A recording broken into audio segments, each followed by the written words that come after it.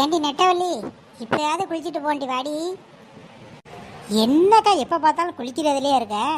கோயிலுக்கு போகும்போது குளிக்காமல் பட்டையை போட்டுட்டு தான் வந்தான். இப்போ தெருவில் தானே கொடுக்குறாங்க. ஒவ்வொரு வீட்டுக்கு போனால் கொஞ்சம் கொடுப்பாங்க, வாங்கிட்டு வந்துடுவோம். டைம் ஆகுது வாக்கா. ஏற்கனவே அந்த மாலை வேறு 4 குண்டை வேறு எடுத்துகிட்டு போயிட்டே இருக்கா. நம்மளுக்கு முன்னாடி எல்லா இடத்துக்கும் போயிட்டு இருக்கா. அவளுக்கு முன்னாடி நாம் போய் வாங்குறதா இல்லையா? நீ நம்ம தொழிலில் கொஞ்சம் கூட ஆர்வமே இருக்க மாட்டேங்குதே உனக்கு. சீக்கிரம் கிளம்பு பார்ப்போம், வந்து குளிச்சுக்கலாம். அடேங்க அப்பா, இந்த தெரு ஃபுல்லாக கூழ் ஊற்றுறாங்களே. பூமாரியாக்கா, கோயிலுக்கு போகாமே இங்கே வந்திருக்கலாம் போலையே. அது எப்படி கோயிலுக்கு போகாமல் இருக்க முடியும்? சாமி கண்ணை குத்திடும்ல. எதுவாக இருந்தாலும் கோயிலில் போயிட்டு கொஞ்சம் கூழ் வாங்கி குடித்தாதாண்டி நம்மளுக்கு நல்லது, நம்ம வீட்டில் இருக்கவங்களுக்கு நல்லது. நீ சொல்கிறது என்னமோ சரிதாக்கா. இந்த வாளியில் கொஞ்சம் நிறைய தாக்கா ஊற்றுங்க. ஏன்க்கா உங்கள் கண்ணில் வரவே வராதா? கொஞ்சம் தாராளமாக எடுத்து ஊற்றுங்கக்கா. இந்தாம்மா, எல்லாத்தையும் நீயே வாங்கிட்டு போனால் உனக்கு பின்னாடி வரவங்களும் என்னத்தை வாங்குவாங்க? எல்லாருக்கும் கொடுக்கணும்ல. எல்லாருக்கும் கொடுக்கறதான் கூழ் காய்ச்சி வச்சுருக்கோம். நீ ஒரு ஆளுமே வாங்குறதுக்காக காய்ச்சி வச்சுருக்கோம். கொடுக்கறத வாங்கிட்டு போமா. அதான் அந்த தெரு ஃபுல்லாக ஊற்றுறாங்க. ஒரு வீட்லையும் கொஞ்சம் கொஞ்சம் வாங்கிட்டு போங்க. சரிக்கா, கோவப்படாமல் கொஞ்சம் ஊற்றுக்கா. பூமாரியாக்கா, அந்த மாலாக்காரி யாரையோ கூட்டி வந்திருக்காக்கா. அதாண்டி சொந்தக்காரங்க வந்திருக்காங்கன்னு சொன்னால அவங்களா தான் இருக்கும்னு நினைக்கிறேன். ஆனால் இவளுக்கு மேலே அவள் பயங்கரமான ஆளாக இருக்கையாடி. ஏன்னு இப்படி சண்டை போட்டு கூழ் வாங்குறா? வாழ்க்கையில் கூழே பார்க்காத மாதிரில அடிச்சுக்கிறா அப்படி. ஆமாக்கா, மாலாவுக்கு மேலே அவள் வருவா போலையே.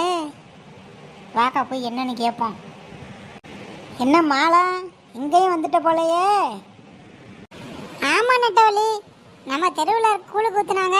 அதான் அம்மன் கோயிலில் கொஞ்சம் வாங்கிட்டு அப்படியே தெருவில் கொடுக்குறவங்கள்ட்ட கொஞ்சம் வாங்கிட்டு போகலான்னு வந்தேன். நீ கையில் வச்சிருக்க பாத்திரத்தை பார்த்தா அந்த தெருவில் இருக்க எல்லா கூழையும் நீயே வாங்கிட்டு போயிடுவ போலையே. ஏன் நெட்டவள்ளி இப்படி கண்ணு வைக்கிற? நம்மளை மாதிரி ஆளுங்க வாங்கி குடிக்கிறதுக்கு தானே ஒவ்வொரு வீட்லேயும் கூழ் காய்ச்சி தராங்க. சாமிங்கிற பேரில் நம்மளும் வாங்கி குடிப்போம். இதில் என்ன கெட்டு போக போகுது? அது சரி, சாமிங்கிற பேரில் வாங்கி குடித்தாதான் உண்டு. ஆமாம், அது யாருக்கா இவ்வளோ சண்டை போடுறாங்க இந்த கோளுக்கு? அதுவாடி, எங்கள் வீட்டுக்கு சொந்தக்காரங்க வந்திருக்காங்கன்னு சொன்னால அவங்க தான். வீட்டில் தனியாக இருக்க போர் அடிக்குன்னு சொன்னாங்க. அதான் சரி இப்படியே கூட்டி வந்தோம்னா நம்ம ஊரையும் சுற்றி காட்டின மாதிரி இருக்கும், கொஞ்சம் கூழ் வாங்கின மாதிரி இருக்கும்டி. ஏக்கோ, ஏற்கனவே கோயிலில் 2-3 குண்டா வாங்கிட்டு போயிட்டேன். இப்போ எக்ஸ்ட்ரா அங்கே நிறையா ஊற்றுறாங்கன்ட்டு நீ ஒரு ஆள் வராமல் கூட ஆள் சேர்த்துட்டு வந்து நிறைய வாங்கிட்டு போகலான்னு பிளான் பண்ணியிருக்கியே. பாலே ஆளுதாக்கா நீ. என்னடி பண்ணுறது, நானும் கோயிலில் தான் வாங்கிட்டு வந்தேன். இந்த இப்போ எனக்கு பின்னாடி நீங்களும் வந்துட்டீங்களே, இப்போ இதுக்கு என்னங்கிற அர்த்தம்? சரி விடு, போப்போ கூழ் வாங்க போ. ஏன் இதெல்லாம் பெருமையாக பேசுகிற? போப்போ வாங்கிட்டு வீட்டை பக்கம் போ. என்ன நெட்டவள்ளி, என்னைய கூழ் வாங்குறேன்னு கலாச்சிங்கன்னா ஒன்னே சொன்னால் அப்படியே பின் வாங்குறியே. சரி போப்போ, காலையில் போதீங்களும் போய் வாங்கிட்டு போங்க. நாங்களும் இப்படியே வீட்டை பக்கம் போகிறோம். என்ன வெளிநாட்டாக்கா, எப்படி இருக்கீங்க? நல்லா இருக்கீங்களா? யாருங்க நீங்கள்? யாருன்னே தெரியல. என்னக்கா எங்களை போய் தெரியலன்னு சொல்லிட்டீங்க? பக்கத்து தெருவில் தாக்கா குடியிருக்கோம். ஓ அப்படியா, சரிங்க. வாங்க கூழ் வாங்கிக்கோங்க. அதுக்கு தானே வந்திருக்கோம். என்னக்கா இவ்வளோ சைடிஷ் வச்சுருக்கீங்க? பரவாயில்லையே, சூப்பராக செஞ்சுருக்கீங்களே. ஆமாங்க, வருஷத்துக்கு ஒரு டைம் தான் சாமிக்கு இந்த மாதிரிலாம் பண்ணுறோம். கொஞ்சம் நல்லா பண்ணலாமேன்ட்டு தான். பாத்தியா பூமாரியாக்கா, இப்போதாக்கா தெரியுது அந்த மீனாவோட சொந்தக்காரி எதுக்கு இவ்வளோ சண்டை போட்டான்னு. இப்படி வெரைட்டியாக இவ்வளோ ஐட்டம் வச்சுருந்தா யாருக்கு தாக்கா வாங்கணும்னு தோணாது. எல்லாத்தையும் நம்மளே வாங்கிட்டு போகணுன்னு தோணும். ஆனால் ஏற்கனவே அவகிட்ட சண்டை போட்டிருக்கா. நாமளும் கொஞ்சம் அதிகமாக கேட்டால் நம்மக்கிட்டையும் சண்டை போடுவா. எதை அவள் கொடுக்குறத வாங்கிட்டு போயிடுவோங்க்கா. அதுவும் சரிதாண்டி, எதை கொடுக்கறத வாங்கிட்டு போவோம் வா. வெளிநாட்டாக்கா, இந்தக்கா 2 பாத்திரத்துலையும் ஊற்றிருங்கக்கா. அப்படியே கொஞ்சம் சைடிஸ் எல்லாத்துலேயும் கொஞ்சம் எடுத்து வச்சுருங்கக்கா. உங்களுக்கு புண்ணியமாக போவோம். கவலைப்படாதீங்க, எல்லாத்துலேயும் தரேன். சந்தோஷமாக சாப்பிடுங்க வீட்டுக்கு எடுத்துகிட்டு போயிட்டு. குமாரியாக்கா, எப்படியோ வெற்றிகரமாக 2 குண்டான நுப்பியாச்சு. வா அடுத்த வீட்டுக்கு போவோம். அக்கா நல்லா இருக்கீங்களா? ஆளே பட்டையும் கிட்டையுமா போட்டு பயங்கர பக்தி பரவசமாக இருக்கீங்களே. ஆமாம் சின்ன பொண்ணு, ஊரே சாமி கும்பிடுது, நாமளும் சேர்ந்து கும்பிடுவோம். ஆடி மாதம்ல சும்மா பரவசமாக இருக்கணுமா இல்லையா?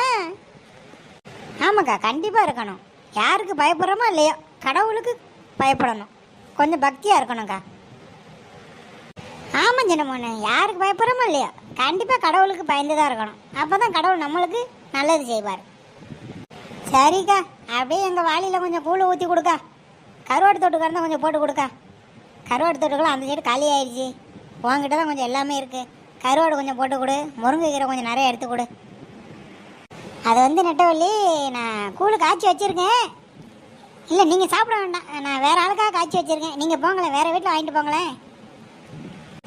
எது, கூழ் எங்களுக்கு கிடையாதா? ஆமாம், எங்களுக்கு கூழ் கிடையாதா? என்னம்மா, ஊரே கூழ் காய்ச்சி வரவங்க போகிறவங்க எல்லாத்துக்கும் கொடுக்குது. நீங்கள் என்னன்னா கூழை காய்ச்சி வச்சுட்டு இல்லைன்னு சொல்கிறீங்களே. சொன்னால் புரிஞ்சுக்க நெட்டவள்ளி, இது வேறு ஆளுக்காக செஞ்சு வச்சுருக்கேன். உங்களுக்கு இது தேவையில்லாதது, நீங்கள் போங்களேன். அதெல்லாம் முடியாது. உங்களை நம்பி உங்கள் வீட்டுக்கு குண்டான எடுத்துக்கிட்டு வந்துட்டோம், எங்களுக்கு கூழை கொடுக்குறீங்க.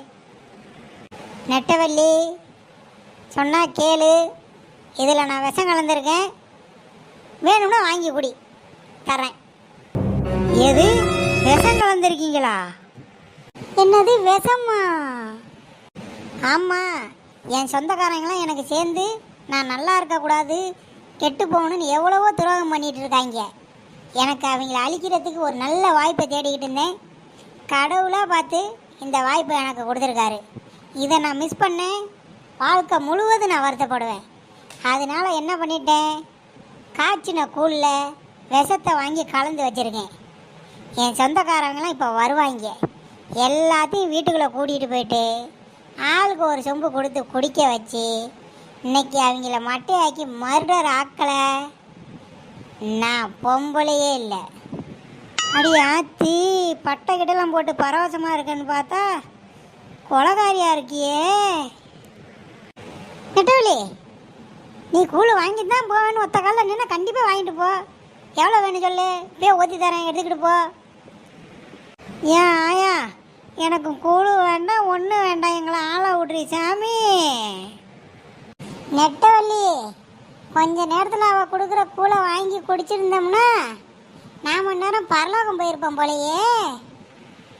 ஆமாங்க, ஆள் பார்க்க பக்கா டீசெண்டா பக்திமயமாக இருந்தாலே இப்படி பயங்கரமான கொலகாரியாக இருப்பான்னு நான் நினச்சி கூட பார்க்கலக்கா. இனிமேல் அடுத்த வீட்டுக்கு கூழ் வாங்க போகணும்னா கொஞ்சம் பயமாலாம் இருக்குது. ஏன் நெட்டவள்ளி, எனக்கும் கை காலெலாம் உதறுடி. பேசாமல் வா, இருக்க கூழை வச்சுக்கிட்டு வீட்டை பக்கம் போவோம். அங்கிட்டு இங்கிட்டு போக வேண்டாம் முடி, இருக்க கொஞ்சம் உசிரை கொஞ்ச நாள் கைப்பற்றி வச்சுக்கோ முடி. நீ சொல்கிறதும் கரெக்டு தாக்கா. அக்கா, எனக்கு ஒரு டவுட்டுக்கா. நாம் குளிக்காமல் கோயிலுக்கு போனனால ஒருவேளை கடவுள் நமக்கு தர தண்டனையாக இருக்குமோ? நான் அப்போவே சொன்னேன், வாடி குளிச்சுட்டு போகலான்னு. நீ தான் பட்டை போட்டால் போதும், கூழ் காலி ஆயிரும்னு என்னென்னமோ சொல்லி கூட்டிகிட்டு வந்த. இப்போ நம்ம உசிருக்கே உழ வைக்கிற லெவலில் கொண்டாந்து விட்டுட்டியடி. ஏக்கோ, இனிமே சரி, எப்போ கோயிலுக்கு போனாலும் எந்த வீட்டுக்கு கூழ் வாங்க போனாலும் சரி, முதல்ல குளிச்சுட்டு சுத்தபத்தமாக தாக்கா கோயிலுக்கு போகணும். அதுக்கப்புறம் தாக்கா மற்ற வழி. ஏம்மா மாரியம்மா, எங்களை கை விட்டுறாத மாரியம்மா. அடுத்த வாட்டி வரும்போது குளித்து சுத்தபத்தமாக வர்றம்மா, எங்களை கை விட்டுறாத மாரியம்மா.